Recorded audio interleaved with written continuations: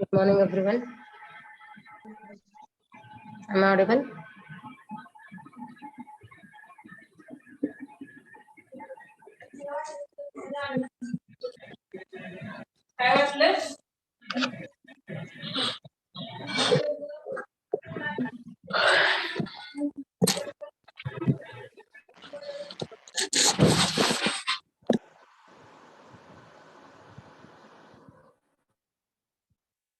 Good morning, everyone.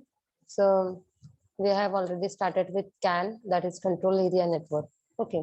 So Control Area Network म्हणजे काय? असं एखादं सिरियल बस आहे जे की आपण कार्स मध्ये वगैरे यूज करतो त्याला, so that it is very efficient, reliable and easy to communicate. Okay, up to 40 devices आपण connect करू शकतो with the speed of 1 bits per second, where you can also do the bit arbitration with the collision detection, and as well as तुम्ही त्याला priority based messages सुद्धा देऊ शकता. Okay, हे आपण लास्ट लेक्चर मध्ये पाहिलं होतं. So today we will see the format of CAN bus. Okay, so this is the format of CAN bus. So CAN bus मध्ये जेव्हा एखादा मेसेज ट्रान्समिट होतो किंवा रिसीव्ह होतो तर तो फ्रेम्स मध्ये होतो. ओके, आपण सिंक्रोनस आणि असिंक्रोनस कम्युनिकेशन मध्ये पाहिलं होतं की त्याच्यामध्ये सिंक्रोनस मध्ये आयदर तुमचं मेसेजेस ब्लॉक्स मध्ये किंवा फ्रेम्स मध्ये आपण काय करतो, बिट्स ट्रान्समिट करतो.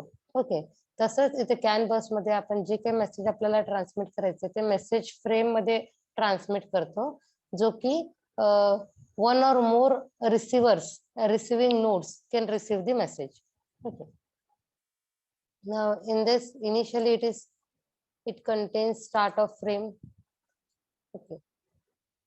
पहिला जे सिंगल बीट आहे ते कशासाठी असणार आहे की start of frame. Initially it will check for bus is idle. Okay, म्हणजे तुमची बस रिकामी आहे का, म्हणजे सिरियल बस वरती काही डेटा ट्रान्समिट किंवा रिसिव्ह होत आहे का नाहीये ते चेक करता. If it is free then it will send start of frame. Okay, आपला जे काही मेसेज आहे ते फ्रेम मध्ये ट्रान्समिट होणार आहे. त्यामुळे पुजारी महेश, तुम्हाला काही बोलायचंय का? महेश पुजारी. नाही मॅडम, चुकून झालं होतं. हा, बंद करा. ओके, सो जेव्हा बस फ्री असते तेव्हा तुमचं कॅन कंट्रोलर काय करतं, तर it sends the start of frame, म्हणजे आता कम्युनिकेशन स्टार्ट करायचं आहे. After that it will send 11 bit identifier. आता आयडेंटिफायर म्हणजे काय, तर address of receiving node. Okay, कुणाला मेसेज ट्रान्समिट करायचा आहे त्याचं address is given by this 11 bit identifier. Okay, next RTR, request to receive. Okay, so request to receive म्हणजे आता मी ऍड्रेस पाठवलेला आहे, सो जो काही रिसिव्हर आहे he will receive the message. If it is free then he will, ते node काय करणार आहे, ते मेसेज रिसीव्ह करणार आहे. जर नोड बिझी असेल तर तो ते मेसेज रिसीव्ह करू शकत नाही. Therefore RTR is the request to receive. Next, this total is control bit. Control field आहे, म्हणजे टोटल तुमचं मेसेज जे आहे ते arbitration field, control field, data field, CRC field, acknowledge field आणि then end of frame field, एवढ्या fields मध्ये तो डिवाइड केलेला आहे. नेक्स्ट आहे कंट्रोल फील्ड. आता कंट्रोल फील्डचे जे काही वरचे बीट आहेत that 6 bits are reserved and lower 4 bits are used to specify the length of data. Okay, म्हणजे तुमचा डेटा किती बीट आहे ते स्पेसिफाय करण्यासाठी लोअर 4 बिट्स यूज केले जातात आणि अप्पर 6 बिट्स हे रिझर्वड आहेत. ओके, नेक्स्ट आहे तुमचं data field. So data field again it is from 0 to 8 bits. Okay, actual तुमचा डेटा जे कम्युनिकेशन करायचं आहे ते तुमचा 8 bit data. Next is CRC field. So cyclic redundancy code. Okay, cyclic redundancy code काय आहे तर सीआरसी कोड आपण जे बिट्स ट्रान्समिट करतो त्याच्यामध्ये कोणती प्रायोरिटी यूज केलेली आहे, म्हणजे जे काय आपण डेटा पाठवतो तो डेटा आपला 0 1s मध्ये असणार आहे. ओके, बायनरी नंबर्स मध्ये असणार. मग त्याच्यामध्ये किती नंबर ऑफ वन्स आहेत, किती नंबर ऑफ झिरोज आहेत, इव्हन पॅरिटीचा डेटा आहे का, ऑड पॅरिटीचा डेटा आहे. ओके, त्याच्यासोबत आपण एक सीआरसी कोड म्हणजे कोडिंग टेक्निकनी ना एक नंबर जनरेट करतो, ते फील्ड आपण त्याच्यामध्ये ऍड करतो. ओके, सो मे बी तुम्हाला पीईसी मध्ये झालं असेल, नसेल झालं तर तुम्ही ते डीकॉम मध्ये शिकत, डीकॉम तुम्हाला लास्ट सेमिस्टरला झालंय त्यामध्ये बघाल, नाही तर नेक्स्ट सेमिस्टरला आपल्याला सीएनडी सब्जेक्ट आहे, communication, computer and network communication. Okay, data communication, त्याच्यामध्ये सीआरसी आहे. त्याच्यामध्ये आपण बघूया ऍक्च्युअल जे काही डेटा आपल्याला पाठवायचा आहे त्याच्यासोबत नंबर ऑफ डिपेंडिंग ऑन तुमचा डेटा 8 बिट आहे का 16 बिट आहे, ओके 32 बिट आहे, त्याच्यावरनं ते सीआरसी कोड असते ते ऍड करून आपण ते नंबर ऑफ बिट्स आपण पॅड करतो, म्हणजे ऍड करतो आणि ते आपण डेटा सेंड करतो.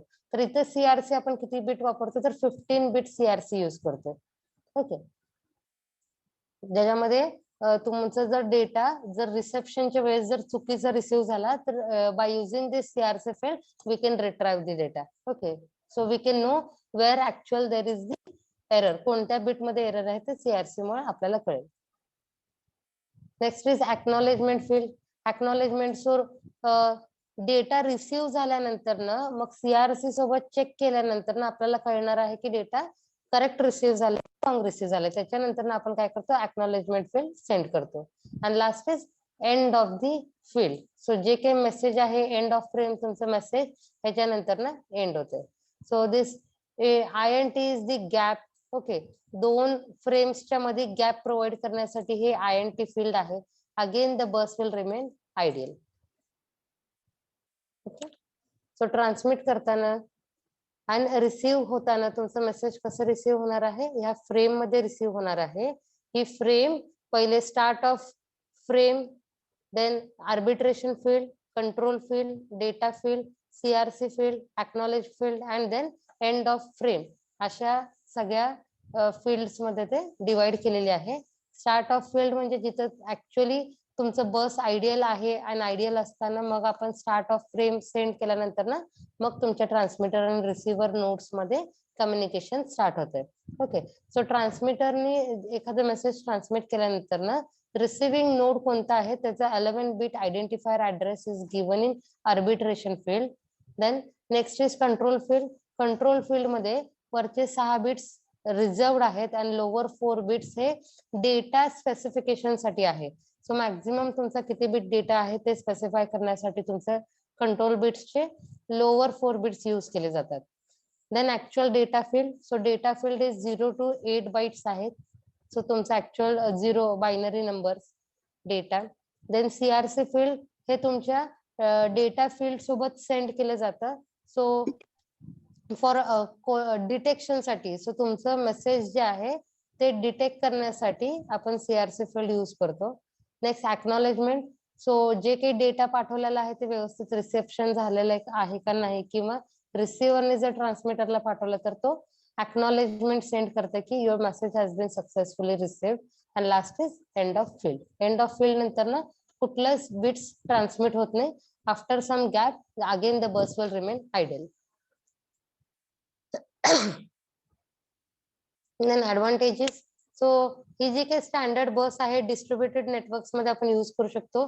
जिथं नॉइज कंजेशन आहे तिथं सुद्धा आपण हे बिट्स नंबर कॅन बस आपण यूज करू शकतो. 1 सेकंड.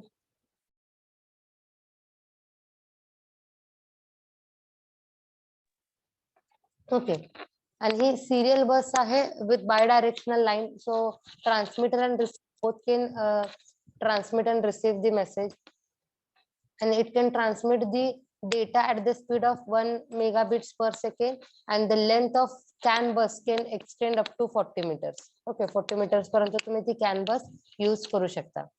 पण there is a major disadvantage is that more high software expenditure. Okay, so at a time तुम्ही जे नंबर ऑफ डिव्हाइसेस कनेक्ट करू शकता, so more number of devices connect झाले की तिथे तुम्हाला काय करणार, सॉफ्टवेअर इन्क्रीज होणार for the detection purpose. Okay, and for address generation purpose. Okay, therefore this is the major disadvantage, and undesirable interaction more portable. Okay, next application of CAN bus. So majorly सांगितलं होतं first ह्याच्यामध्ये की it is use in cars for engine control unit, for airbag control unit, for anti locking braking in car, for cruise control, and also it is used in industrial applications such as electric power control, audio video system मध्ये, आणि Windows doors mirror adjustment साठी. Okay, आता हे जिथं जिथं commercial areas आहेत तिथं तिथं हे CAN bus यूज होतात. So difference between I2C and CAN bus. Okay. So I2C actually हे synchronous communication आहे with the speed of 100 kbps, 400 kbps and 3.4 mbps. Whereas CAN bus asynchronous आहे. asynchronous कसं काय, कारण की आपण जे काही डेटा पाठवते ते फ्रेम्स मध्ये पाठवते आणि 2 फ्रेम्सच्या मध्ये गॅप आहे इंटरन. ओके, जे आपण गॅप बघितलं होता, दॅट गॅप म्हणजेच काय असणार आहे, 2 फ्रेम्सच्या मध्ये गॅप असणार आहे, means there is a asynchronous transmission, and it provides the speed of 250 kbps to 1 megabits per second. Okay, next, number of fields. So 7 fields असणार आहेत I2C मध्ये, आणि CAN bus मध्ये असणार आहेत 8 fields असणार आहेत. 7 बिट्स हे तुमच्या फ्रेम्स साठी असणार आहेत आणि 3 बिट्स हे तुमच्या एंड ऑफ फ्रेम साठी असणार आहेत. ओके, सॉरी, एंड झाल्यानंतर ना 3 बिट्स हे तुमच्या गॅप साठी असणार आहेत. इथून गेलं जवेरी आज रात्री 1 वाजता पोहोचणार आम्ही पुण्यात.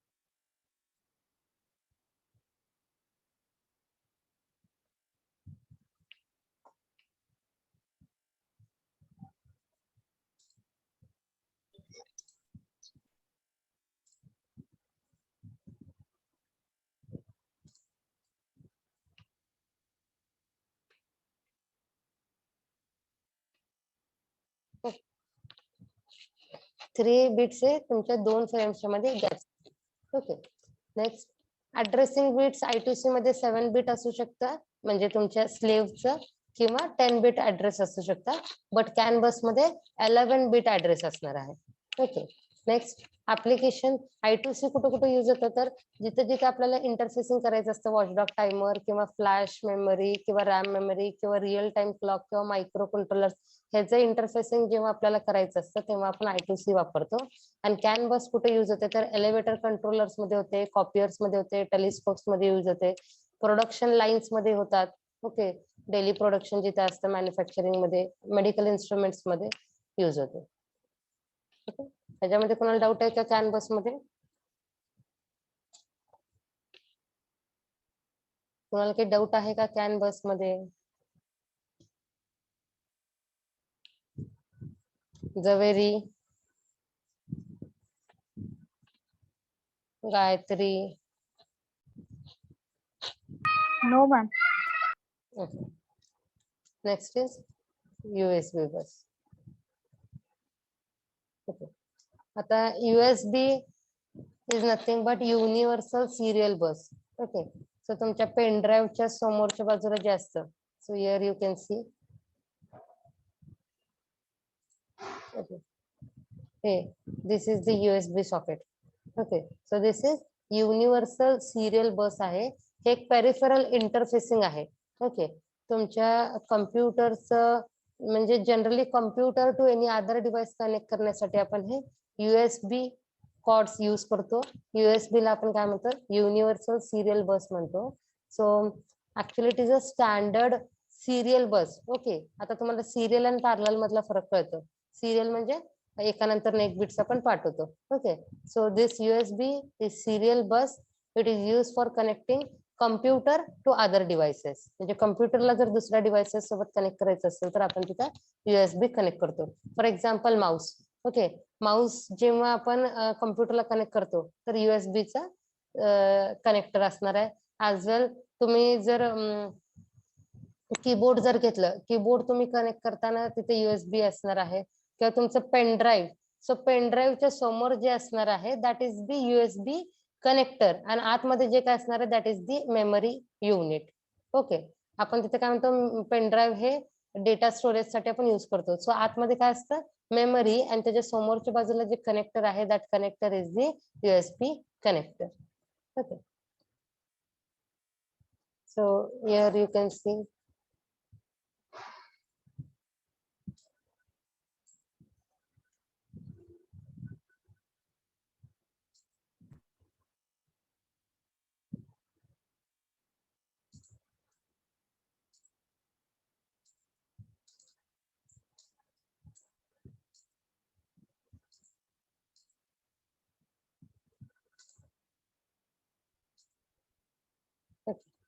सो USB बघा, USB चे कनेक्टर्स.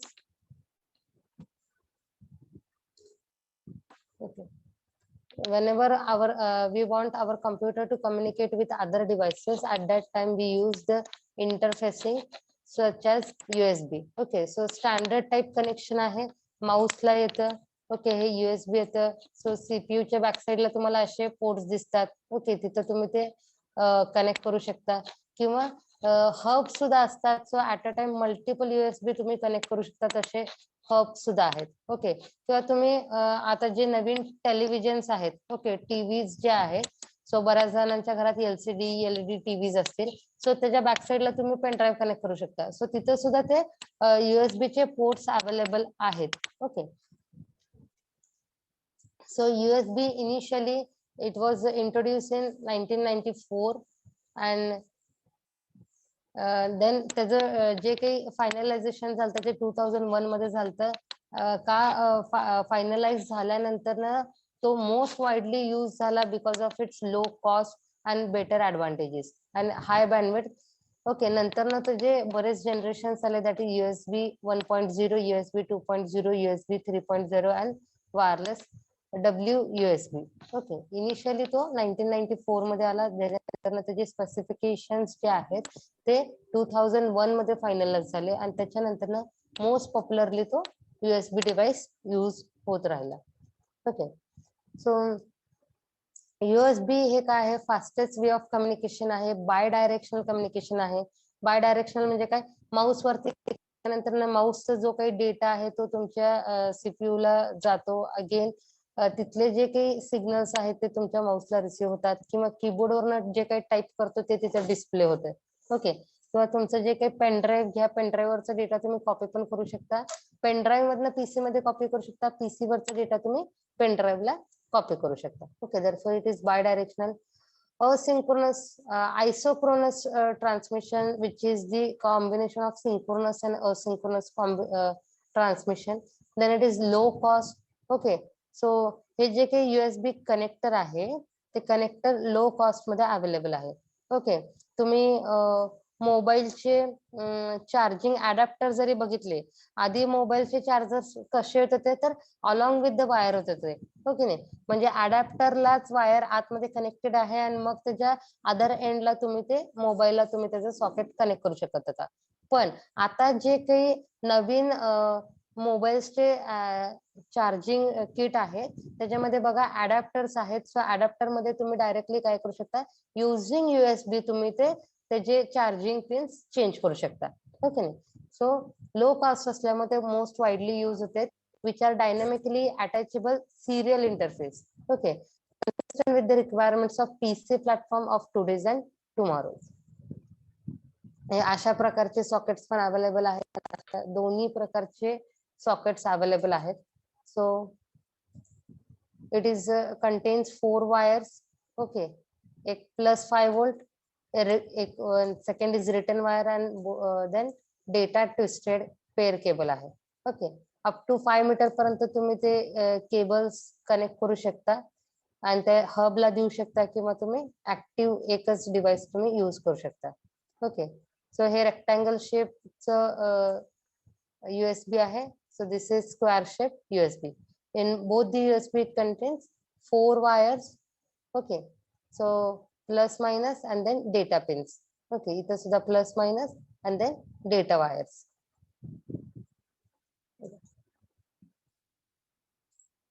So +5 वोल्ट रेड कलरचं वायर आहे, आपण त्याचं वायर कनेक्शन पण बघूयात. आणि देन ग्राउंड कलरचं ब्लॅक और ब्राऊन कलरचं वायर असतं. मधले जे काही 2 वायर्स आहेत किंवा पिन्स आहेत, they are for data, actual our data. So they represents either yellow wire, white wire, green wire और ब्लू वायर. ओके, त्याच्या आतमधले केबल्सचे wire. Okay, so they are available in such packages type A, type B, mini A, mini B, micro A, micro B. Okay, आपण ह्याला C type, B type connector म्हणतो, but they are the parts of this USB cables. Okay, type A connectors on host device that supply power and type B connectors on target device that receive power. Okay, हे जे काही 2 connectors आहेत, हे host कडनं power supply घेतात. Okay, ज्याला connect केलंय त्याच्याकडनं पॉवर सप्लाय घेतात.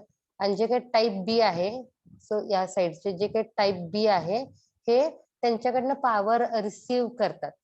Okay, specifications. सो ऍक्च्युअली हे जे काही USB आहे, that USB is capable of connecting up to 127 devices. Okay, म्हणजे USB ला आपण 127 डिव्हाइसेस ते सपोर्ट करतात आणि त्याचं स्पीड आहे 12 megabits per second, which is equal to 1.5 bits per second. Okay, म्हणजे त्याची बँडविड्थ 12 मेगाबिट्स पर सेकंड आहे, which is nothing but 1.5 bit.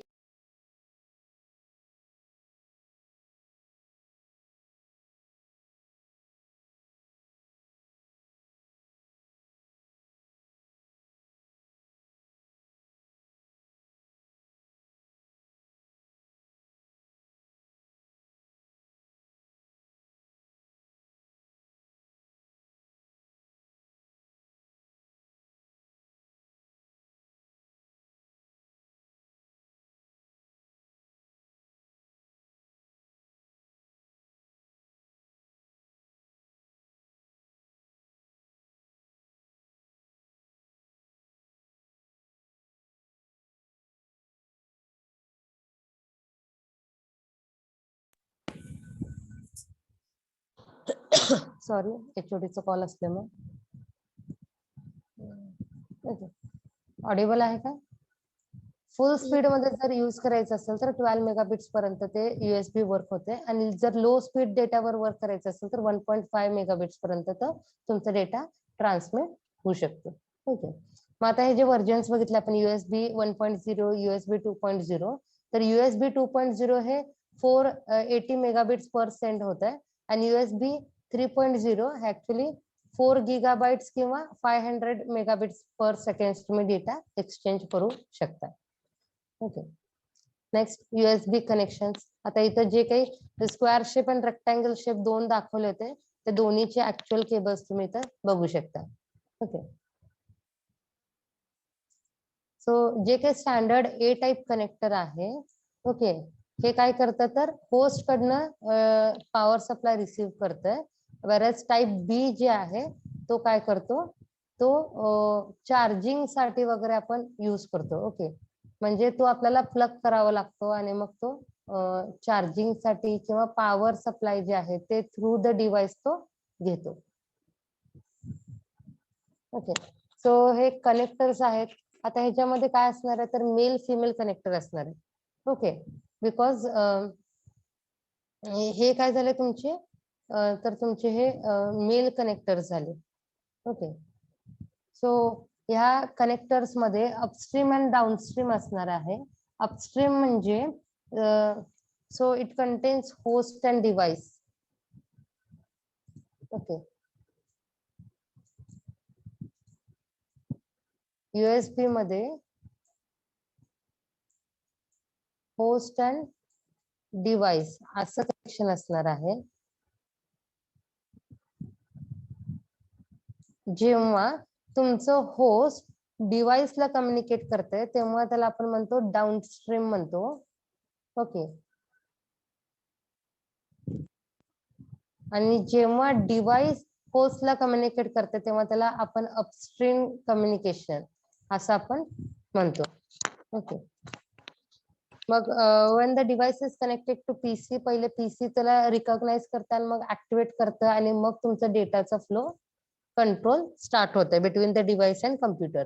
आता कम्प्युटर म्हणजे कोण झालं, मग होस्ट झालं, आणि डिव्हाइस म्हणजे काय, ऍक्च्युअल तुम्ही जे काही पेरिफेरल डिव्हाइसेस कनेक्ट करतात ते तुमचे ऍक्च्युअल डिव्हाइस असणार आहेत. ओके, आता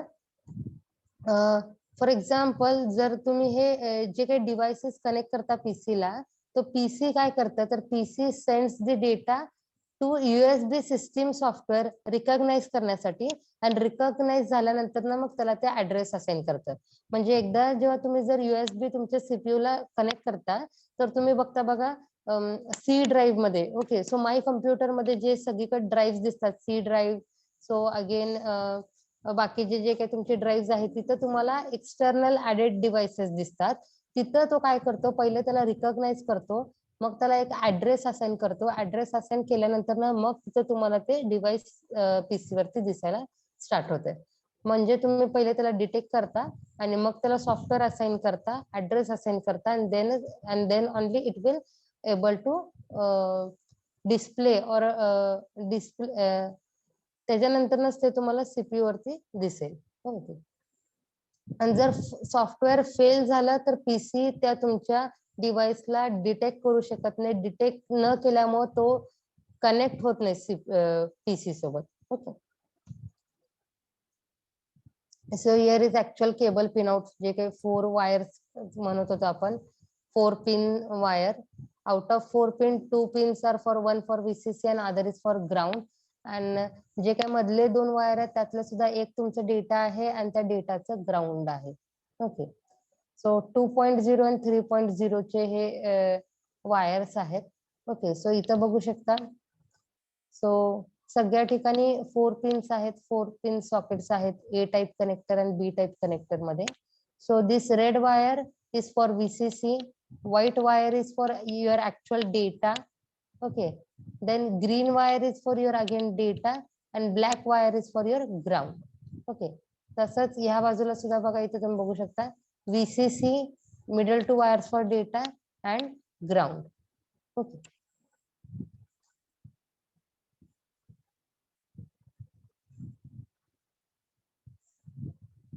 आता हे झालं तुम्हाला इथं हे दिसतंय. ऍक्च्युअल त्याच्या आतमध्ये असे 4 वायर्स असतात, जे की आता आपण रेड, व्हाईट, ग्रीन, ब्लॅक बघितलं. ओके, सो इथं हे ओपन केलेलं USB आहे, त्याच्यामध्ये तुम्हाला 4 गोल्डन लाईन्स दिसतील बघा. Okay, through which our data is transmitted. So pin number 1 red plus VCC. So pin number red, हे जे काय वायर थ्रू आलेली आहे इथे तुम्हाला दिसते, red colour is for pin number 1, red colour wire, and it is for plus VCC.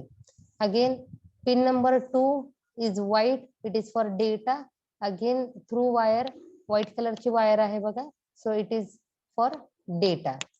Again, pin number 3, so it is symbol is green, and again it is for data. So here you can see the green color wire, and last wire is for black, that is nothing but ground. Okay, आणि त्याच्यावरती हे shielding purpose, shielding use आहे, म्हणजे हे सगळे 4 wires आहे त्याच्यामध्ये shield करून मग ऍक्च्युअल केबल मध्ये ते कंप्रेस करून काय म्हणतात त्याला, एम्बेड करून त्याच्यामध्ये ते वायर थ्रू ते ट्रान्समिट केले जातात. USB हब सुद्धा आहेत. सो USB हब काय आहेत, so at a time more than one devices you can connect to your main device. Okay, आता हे झालं तुमच्या कम्प्युटरचं उदाहरण. तर कम्प्युटरला एक पेक्षा अनेक डिव्हाइसेस तुम्ही कसे कनेक्ट करू शकता, तर हब यूज करून कनेक्ट करू शकता. हब काय करतं, तर सिंगल USB यूज करून आपण मल्टिपल USB पोर्ट कनेक्ट करू शकतो.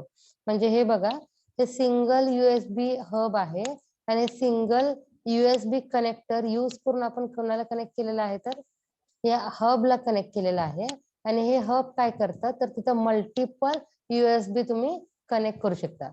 मग इथं आपण काय करू शकतो, एखादं समजा आता इथं एकच USB आपण कनेक्ट केलेला आहे आणि उरलेले 3 जर यूज केले नसतील, तर नो डाऊट ओके तुम्ही त्याला अटॅच करू शकता आणि डी अटॅच सुद्धा त्याला करू शकता. म्हणजे तुम्हाला कनेक्ट करायचं असेल तर तुम्ही मल्टिपल 4च्या 4 USB कनेक्ट करू शकता, किंवा out of 4 you can either use 1 USB to that USB hub. Okay, मग USB हब काय करतं, तर जे काही पोर्ट्स त्याला कनेक्ट केलेला आहे त्याला तो डिटेक्ट करतो. डिटेक्ट केल्यानंतर तो अटॅचमेंट आहे का डिअटॅच आहे, म्हणजे कनेक्ट केलेला आहे का डिस्कनेक्ट केलेला आहे ते तो चेक करतो. ओके, मग ह्याच्यामध्ये ह्या हब मध्ये 2 कंपोनेंट्स असणार आहेत. काय, तर एक हब कंट्रोलर आणि एक हब रिपीटर. आता हब कंट्रोलरचं काय काम आहे, तर हब कंट्रोलर हे पीसी सोबत कम्युनिकेशन करेल आणि किती नंबर ऑफ डिव्हाइसेस आहे त्याच्यावरती तो कंट्रोल करेल. म्हणजे हे हब कंट्रोलरचं काम काय आहे, तर ही जी काही मेन केबल तुमच्या पीसी ला गेलेली आहे त्याचं कंट्रोलिंग फंक्शन कोण करतं, तर हब कंट्रोलर करतो. तो कम्युनिकेशन एनेबल करतो, स्टार्ट करतो. ओके, आणि स्टार्ट केल्यानंतर ना इथं जे काही नंबर ऑफ USB कनेक्ट करणार आहेत हबला, त्या डिव्हाइसेसला तो काय करतो, कंट्रोल करतो. ओके, आणि रिपीटरचं काम काय आहे, सो रिपीटर म्हणजे काय, त्याच्या नावातच आहे, तो सिग्नल्स रिपीट करतो. ओके, आलेल्या सिग्नल्सला अँप्लिफाय करायचं आणि पुढे तो पाठवायचं. That is reset, suspend and resume the signals. Okay, म्हणजे त्याचं काम काय आहे, आलेले सिग्नल्सला आयदर रिसेट करा depending on the control information, और सस्पेंड करा म्हणजे 0 करा, किंवा रिझ्यूम करा म्हणजे पुढे ते ट्रान्समिट करा. ओके, म्हणजे आपण सिंगल USB सुद्धा यूज करू शकतो ऍज वेल एज USB हब सुद्धा यूज करू शकतो. आणि त्याच्यामध्ये किती वायर्स असतात, तर 4 वायर्स असतात. त्यातले 2 वायर्स एक VCC आणि एक ग्राउंडला, मधले 2 वायर्स आहे तुमच्या ऍक्च्युअल डेटा ट्रान्समिशन साठी तुम्ही यूज करता. So here is the USB flash device. जे मगाशी मी तुम्हाला म्हटलं pen drive, so that is pen drive is nothing but flash drive. Flash drive म्हणजे काय, तर डेटा तुम्ही मेमरीचे टाइप्स आहेत. ओके, सो मेमरीचे ROM, PROM. So random access memory, then programmable random access memory, then EPROM म्हणजे erasable programmable memory, जिथं तुम्ही फक्त UV लाईट पास करून प्रोग्राम इरेज करू शकता. त्याच्यानंतर EEPROM म्हणजे काय, इलेक्ट्रिकली इरेजेबल रॉम, म्हणजे तुम्ही फक्त तिथं इरेज करू शकता. आणि त्याच्यानंतर आहे flash, flash memory. Okay, so जे काही पेन ड्राईव्ह आहे that is the flash memory device, and it is capable of either receiving the data as well as transmitting the data, ज्याला आपण पेन ड्राईव्ह असं सुद्धा आपण त्याला आपण म्हणतो. ओके, पेन ड्राईव्ह हे काय आहे, ऍक्च्युअली स्टोरेज डिव्हाइस आहे आणि it is capable of functioning like hard disk. Okay, तुमच्या हार्ड डिस्कवरचा सगळा डेटा जर तुम्ही पेन ड्राईव्ह मध्ये स्टोअर केला, so it acts as an hard disk. Okay, so त्याच्या पुढे काय आहे बघा, एक कनेक्टर आहे USB कनेक्टर. ओके, आणि आतमध्ये काय असणार आहे, स्टोरेज डिव्हाइस. ओके, तुमचं memory storage device. So it contains mass storage controller आणि मेमरी चिप. ओके, म्हणजे हे जे काही मोठं ब्लॅक बॉक्स आहे दॅट इज युअर मेमरी, आणि त्या मेमरीला कंट्रोल करण्यासाठी एक कंट्रोलर आहे, USB controller. Okay, again the LED light to indicate it is working or not. Then it crystal oscillator, so this controller works on this oscillator, and again this test points. Okay, features. Now USB हे most widely used होते because it is easy to use for. So आता तुम्ही जर school मधल्या समजा primary स्टुडंट्सला म्हणजे 1ली ते 4थी शिकणाऱ्या पोरांना जरी ते USB पेन ड्राईव्ह दिला आणि त्याला सांगितलं जर लॅपटॉपला कनेक्ट कर किंवा PC ला कनेक्ट कर, तर तो तुम्हाला विचारणार नाही कुठे कनेक्ट करू. So he will know how to connect it. Therefore it is easy to use. Single model for cabling and connector. Okay, एकाच केबल मध्ये तुम्ही 4 डिफरंट बस कनेक्ट करताय. Bus is nothing but small cables, 4 wire cables and electrically isolated. So त्याच्यामध्ये आपण बघितलं shielding use केलेलं आहे. So shielding use केल्यामुळे तुमचा डेटा अपार्ट होत नाही. Self identifying peripherals, automatic mapping of functions to driver configuration, dynamically attachable and recognisable peripherals. Okay, self identifying peripherals म्हणजे काय? सो USB नावडेज त्याला तुम्हाला जे काही कम्प्युटर आहे सो त्याला सॉफ्टवेअर असाइन करून त्याला ऍड्रेस देऊन तो सेल्फ आयडेंटिफाय होतो PC मध्ये. Therefore it is self identifying peripheral. Automatic mapping of function to driver म्हणजे काय? जेव्हा आपण एखादं नवीन डिव्हाइस कम्प्युटरला कनेक्ट करतो तर त्याचे ड्रायव्हर्स इन्स्टॉल करावे लागतात. ओके, पण USB चे ड्रायव्हर्स हे मोस्ट ऑफ द PC मध्ये इन्स्टॉल होऊन येतात. त्यामुळे त्याचं मॅपिंग जे आहे ते ऑटोमॅटिकली होतं आणि देन तो कन्फिगर होऊन रेकग्नाइज होतो. Then wide range of workload and applications. Okay, workload and applications म्हणजे काय? सेव्हरल लेवल ऑफ बँडविड्थ ते प्रोव्हाइड करतात. From few KBPS to MBBS पर्यंत, मेगाबिट्स पर्यंत सुद्धा तो काय करू शकतो? डेटा ट्रान्समिट करतो. It supports isochronous as well as asynchronous data transmission. It supports concurrent operation of many devices म्हणजे मल्टिपल कनेक्शन तो करू शकतो using hub. It supports multiple data and message streams between the host and device. Okay, so data तुमचा bye directional transmit होतो. Next, it is low cost implementation. So जे काही cost लागणार आहे तुम्हाला ते कॉस्ट 1 मेगाबिट्स पर सेकंड जरी तुम्ही हायेस्ट चॅनल घेतलं तरी सुद्धा त्याची कॉस्ट ही लो असणार आहे. Suitable for development of low cost peripherals. So जे काही पेरिफेरल्स कनेक्ट करणार आहेत ते लो कॉस्टचे असणार आहेत आणि त्याचं केबल सुद्धा आणि कनेक्शन सुद्धा. Okay, upgrade path. Okay, upgrade path is nothing but it is able to support multiple USB host controllers. Okay, त्यामुळे त्याचा पाथ तो काय करतो? जे काय आर्किटेक्चर्स आहेत ते तो अपग्रेड करत राहतो. Isochronous bandwidth. So isochronous bandwidth is nothing but which is appropriate for telephony, audio signals, video signals सोबत सुद्धा ते काय करतात? गॅरंटेड बँडविड्थ त्या सिग्नल्सला तो देतो. Okay, then flexibility. So packet size तो सपोर्ट करतो.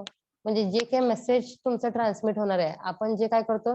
पेनड्राईव्ह कनेक्ट करतो, एखादी PPT पेनड्राईव्ह मधनं PC मध्ये ट्रान्सफर करतो किंवा PC वरची तुमच्या पेनड्राईव्हला ट्रान्समिट करतो. तर जे काही ट्रान्समिशन होत असते तर ते पॅकेट्स जे ट्रान्समिट होत असतात ते वाईड रेंज वरती ते सपोर्ट करतात.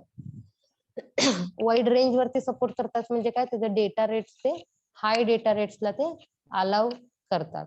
म्हणजे फ्लो ट्रान्सफर जे आहे, flow transfer between that USB and that host controller is for buffer handling is build into that protocol. म्हणजे प्रोटोकॉल म्हणजे काय? USB मधनं जे काही डेटा ट्रान्समिट होणार आहे तिकडून तो जो काही डेटा येणार आहे तर जे काही सेट ऑफ प्रोटोकॉल्स आहेत तर ते बफर हँडल करण्यासाठी फ्लो कंट्रोल ते मेंटेन करतात. फ्लो कंट्रोल म्हणजे काय? जेव्हा डेटा इकडून तिकडे ट्रान्समिट होत असतो तर त्याच्या स्पीड वरनं तो डेटा बफर होत असतो. जर स्पीड कमी झाली तर बफरिंग लेवल जास्त वाढतात, स्पीड जास्त असेल तर बफरिंग लेवल कमी होते. तर बफरिंग हँडलिंग जे आहे हे त्याच्या प्रोटोकॉल मध्येच आहे. Next, रॉबस्टनेस. So robustness is nothing but insertion and removal is easily handled. Okay, identification पण त्याचं इझिली होत आहे आणि एरर हँडलिंग जे आहे डेटामध्ये आणि फॉल्ट रिकव्हरी. जर एरर डिटेक्ट झाला असेल तर तो एरर रिकव्हर होण्याचं मेकॅनिझम सुद्धा त्या प्रोटोकॉल मध्ये आहे. अप टू 127 पेरिफेरल्स कनेक्ट करू शकता. 480 मेगाबिट्स पर्यंत USB 2.0 हे स्पीड देते. आपण त्याला प्लग करू शकतो आणि यूज करू शकतो. Can draw power from its own power supply or PC. Okay, so त्याला स्टार्ट करण्यासाठी PC चे पॉवर सप्लाय तो घेऊ शकतो.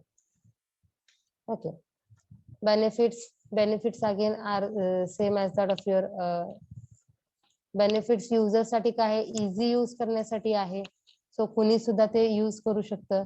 One interface for many devices. So एकाच USB थ्रू तुम्ही थ्रू हब मल्टिपल डिव्हाइसेस त्याला कनेक्ट करू शकता. Automatic configuration. सो कॉन्फिगरेशन मगाशी सांगितल्याप्रमाणे जेव्हा युजर USB पेरिफेरल कनेक्ट करतो कम्प्युटरला, कम्प्युटर काय करतो तर त्याचं सॉफ्टवेअर त्याच्यामध्ये अप्रोप्रिएट सॉफ्टवेअर अपलोड लोड करून रेकग्नाइज करून त्याला एक ऍड्रेस देतं. Okay. Then hot pluggable. Hot pluggable म्हणजे काय, we can connect or disconnect the peripheral. So जे whenever you want to connect you can connect, whenever you want to remove you can remove. त्याला separate कनेक्शनची गरज नाहीये. Okay. and no power supply required. Okay. So तुम्ही जरी काय म्हणा USB so Mouse connect केला तर तुम्ही काय करता, सीपीयूच्या पॉवरवर तुमचं माऊस ऑपरेट होते. कीबोर्ड जर कनेक्ट केला तर सीपीयूच्या पॉवरवरती तुमचा कीबोर्ड कनेक्ट होते. तुम्ही जर एखादं पेनड्राईव्ह कनेक्ट केला तर सीपीयूच्या पॉवरवरती तुमचं पेनड्राईव्ह वर्क होते. Therefore no power supply is required. Advantages: easy to use, plug and play up to 127 devices, moderate data rate, and which is of low cost. Okay. त्याच्यामध्ये काही अडचण आहे का USB मध्ये? No ma'am. सो हे PPTs मी तुम्हाला share करते. ओके. आता तुम्हाला ह्याच्यावरती रिटर्न एक्झाम जर झाली तर तुम्हाला draw and explain the USB connection किंवा list the features of USB, list the advantages of USB. So what is USB, explain असं जर म्हटलं तर तुम्हाला डायरेक्टली USB म्हणजे काय, त्याचे हे केबल्सचे कनेक्शन आणि त्याचे ऍक्च्युअल कोणत्या पिनला काय कनेक्शन आहे. म्हणजे 1 नंबर पिन पॉवर सप्लाय साठी आहे, 2nd number pin is for your data, 3rd number pin is for data, 4th number pin is for your ground. Okay. एवढं काढणं अपेक्षित आहे. आणि जर MCQ चे झाले एक्झाम तर MCQ मध्ये USB 2.0 सपोर्ट्स डेटा रेट आणि मग 4 ऑप्शन्स असतील. 480 MBPS, 580 MBPS, 100 MBPS, 120 MBPS. त्यातलं तुम्हाला करेक्ट ऑप्शन चूज करायचं आहे. ओके. किंवा असं सुद्धा असू शकतं की USB is dash bus, unidirectional, bidirectional असं मधलं तुम्हाला त्यातलं करेक्ट ऑप्शन चूज करायचं आहे. किंवा USB is a dash type of bus, serial bus, parallel bus. Okay. तर त्यामधलं कुठलं बस असणार आहे, USB इज सिरियल टाइप बस आहे आपली. ओके.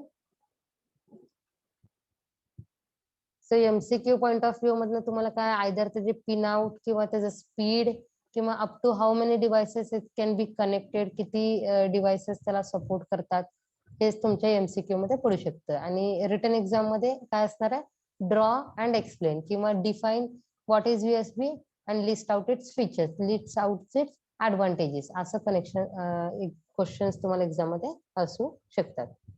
ओके. त्याच्यामध्ये कोणाला काही डाऊट आहे का USB मध्ये? No ma'am. Okay, so we will stop here today.